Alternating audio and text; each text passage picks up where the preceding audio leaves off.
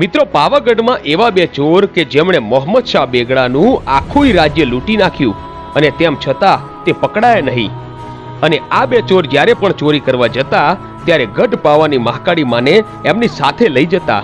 તો કોણ હતું આ બે ચોર અને કેમ મહાકાળી માને એમની સાથે ચોરી કરવા જવું પડતું હતું? તો આવો જાણીએ ગઢ પાવાની મહાકાળી માના પરમ ભક્ત એવા ખાપરા અને ઝવેરીનો ઇતિહાસ. મિત્રો, પાવાગઢમાં પતઈ રાજાના રાજ પછી મોહમ્મદ શાહ બેગડાનું રાજ ચાલતું હતું અને ત્યારે મોહમ્મદ શાહ બેગડો એવો માથાભારે રાજા હોવાની છાપ ધરાવતો હતો. અને એ વખતે પાવાગઢમાં બે ચોર હતા. એકનું નામ ખાપરો અને બીજાનું નામ ઝવેરી. આ ખાપરો અને ઝવેરી એ મહાકાળી માની ખૂબ જ ભક્તિ કરતા અને એ મહાકાળી માના મોટા ભક્ત હતા. તેઓ જે પણ કંઈ ચોરી કરતા એનો ત્રીજો ભાગ માતા મહાકાળીને આવીને ધરાવતા. અને આ ખાપરો અને ઝવેરી પાવાગઢમાં મહાકાળી માના જોરે ખૂબ જ ચોરીઓ કરતા અને માતા મહાકાળી પણ એમનો સાથ આપતા. કારણ કે ખાપરો અને ઝવેરી જે ચોરી કરીને લાવતા એમાંથી થોડો ઘણો ભાગ ગરીબોમાં પણ આપતા અને જરૂરિયાત લોકોની સેવા કરતા. અને સમય જતા એક દિવસ ખાપરા અને ઝવેરીએ વિચાર કર્યો કે ક્યાં સુધી આવી નાની નાની ચોરી કરશું. એક કામ કરો, આપણે મોહમ્મદ શાહ બેગડાના રાજ્યમાં ચોરી કરવા જઈએ. અને આમ વિચારીને બંને મહાકાળી માના મઢે જાય છે અને માતાજીને કહે છે કે હે મારી ગઢ પાવાની કાળકા, મારી આજે તારી રજા હોય ને તો મોહમ્મદ શાહ બેગડાના રાજ્યમાં ચોરી કરવા જાવ છે.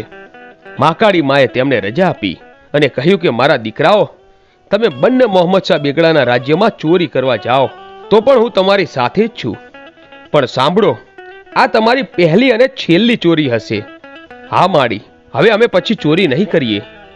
અને આમ ખાપરો અને ઝવેરી રાત્રે મોહમ્મદ શાહ બેગડાના રાજ્યમાં ચોરી કરવા માટે ઉતર્યા અને રાજમહેલમાં જઈ અને ખજાનામાંથી કિંમતી રત્નો ઉપાડ્યા.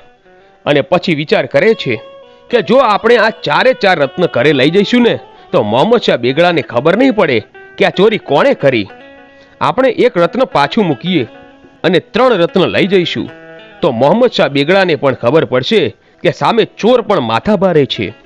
અને આમ રાત્રે ચોરી કરી અને બંને જણાએ 3 રત્ન ઉપાડી ત્યાંથી નીકળી ગયા અને આવીને પોતાના ઘર ભેગા થઈ જાય છે.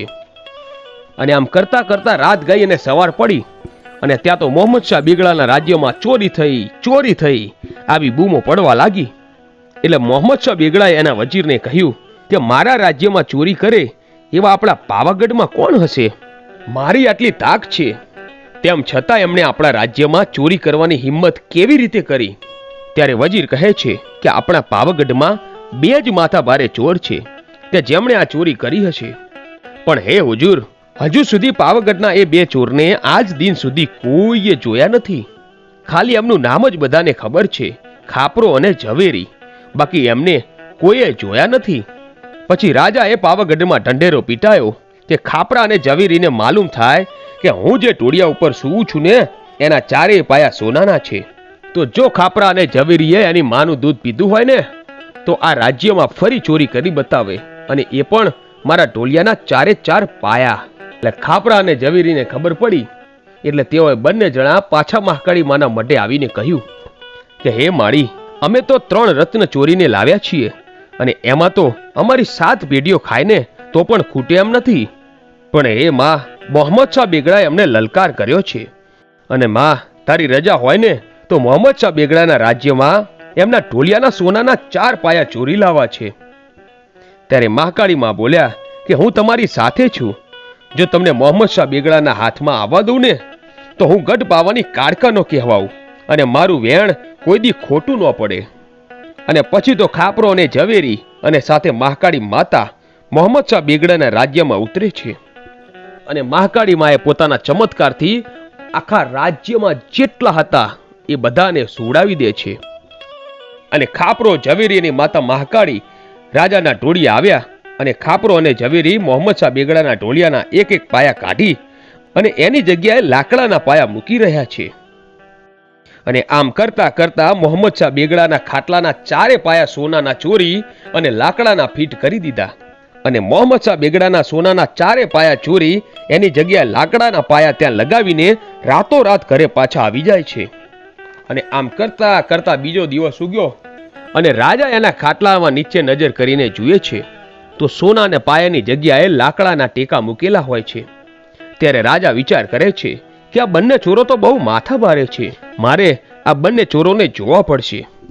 પછી પાછા મોહમ્મદ શાહ બેગડાએ રાજ્યમાં ઢંઢેરો પીટાવ્યો કે ખાપરા અને ઝવેરીને માલુમ થાય કે મારા રાજ્યમાં સોના અને ચાંદીની ગુણોથી ભરેલું એક ઊંટ ફરતું મૂક્યું છે. જો તમે જબરા હોય ને તો આ ઊંટને ચોરી બતાવો, તો તમને માનું કે તમે ખરા ચોર અને ખરા બારવટીયા કહેવાઓ.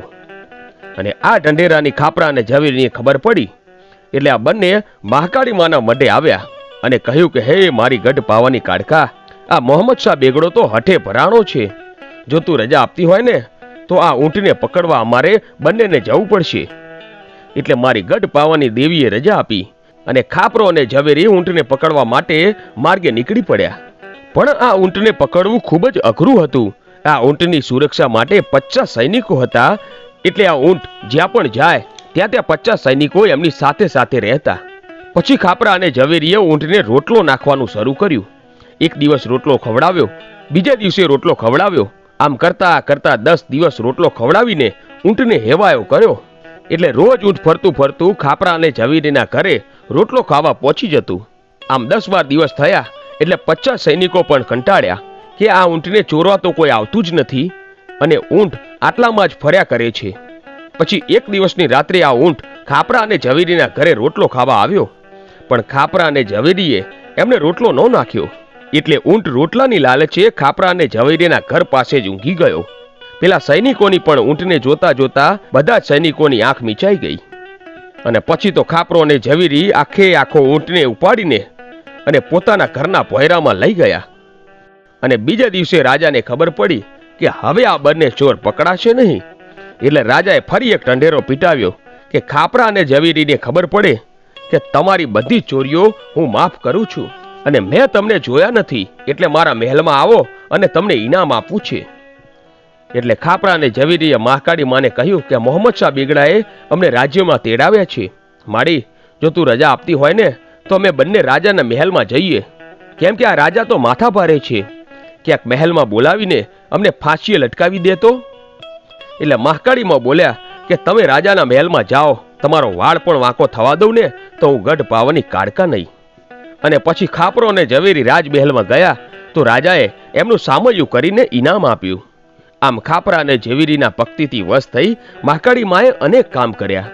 તો મિત્રો, આ હતો પાવાગઢના બે ચોર ખાપરા અને ઝવેરીનો ઇતિહાસ. મિત્રો, આવા જ વાર્તાઓ સાંભળવા માટે આજે જ અમારી આ ચેનલ A1 ગુજરાતીને સબસ્ક્રાઇબ કરો. ધન્યવાદ.